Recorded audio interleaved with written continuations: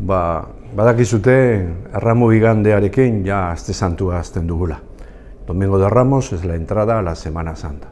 Aste santuan barnean, ostegun santuan zenidetasunaren sakramentua karidadea hain zuzen ospatzen dugu. Jueves Santo, amor fraterno, unido al corpus, estamos vinculados los de Caritas especialmente. Baina horri lotuta ostirala, larunbata igandeak dira ere, benetan maitasuna hartzen duenak jasan dezakeen problemaren aitorpen bat. La muerte, el sufrimiento, vinculado al amor y a la solidaridad, es lo que Jesús nos propone como camino de salvación.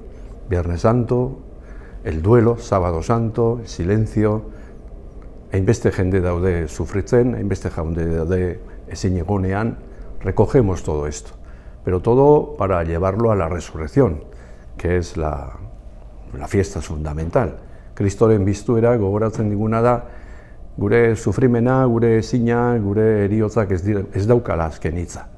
Todo está dirigido a la eternidad, todo está dirigido a aquello que es verdad, bondad y belleza.